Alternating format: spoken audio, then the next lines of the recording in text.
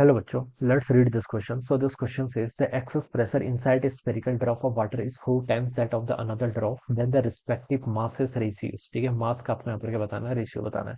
तो देखिए बच्चों, इस क्वेश्चन का की कॉन्सेप्ट आप क्या लिख सकते हैं. The key concept of this question is, आपके यहाँ पर रिस्पेक्टिव मास का रेशियो बताना है. एक्सेस प्रेशर लिख लीजिए. इस क्वेश्चन का की कॉन्सेप्ट क्या लिख लीजिए, एक्सेस प्रेशर. ठीक है, excess pressure will be the key concept of this question. ठीक है, स्फेरिकल ड्रॉप ऑफ वाटर. ठीक है, एक्सेस प्रेशर देखिए कितना होता है आपका, 2s/r के इक्वल होता है. कितना होता है आपका, 2s/r के इक्वल. ठीक है, तो डेल्टा एस के एक्सिस प्रेशर का फॉर्मूला हो जाएगा आपका 2s के, आपका यहाँ पर सरफेस टेंशन. ठीक है, excess pressure inside spherical drop of water is 4 times that of the another.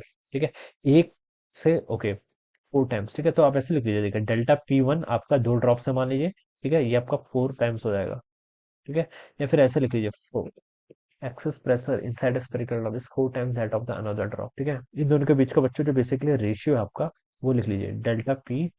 ठीक है, और ये आपका डेल्टा P2 हो जाएगा. ठीक है, ऐसे लिख लीजिए.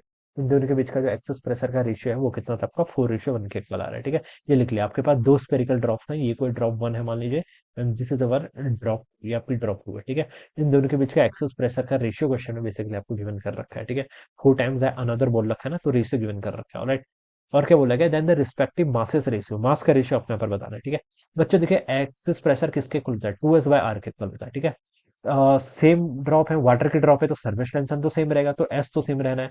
चेंज क्या होगी फिर, रेडियस. अगर एक्सेस प्रेशर आ रहा है यहाँ पर डिफरेंस, तो किसके कारण आ रहा है, बिकॉज ऑफ द रेडियस आ रहा होगा. ठीक है, तो आप क्या लिख लीजिए, देखिए पहली ड्रॉप का 2s डिवाइडेड है पहली ड्रॉप की रेडियस r1 लिख लीजिए.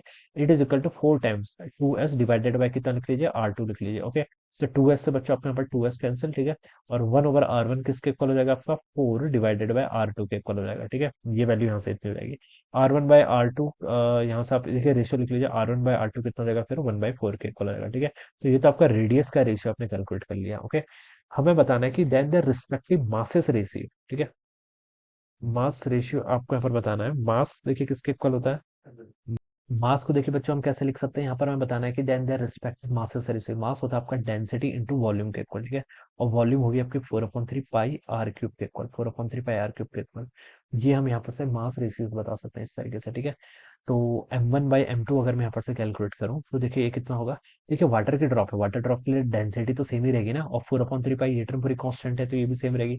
तो मास आपका r1/r2 का क्यूब के इक्वल हो जाएगा. ऑलराइट, और यहाँ से हम लिख सकते हैं r1/r2 का होल क्यूब हो जाएगा. और r1/r2 की वैल्यू आपने कैलकुलेट है 1/4. ठीक है, तो इसे आप क्या कर लीजिए, 1/4 का क्यूब, और 1/16, 16 × 4 64, और 1/64 हो जाएगा. ठीक है, तो वही पूछा था, then the respective masses ratio 1/64 होगा. तो this should be the answer of this question. ये इस क्वेश्चन का आंसर होना चाहिए, जो कि आपको डी ऑप्शन पे गिवन है.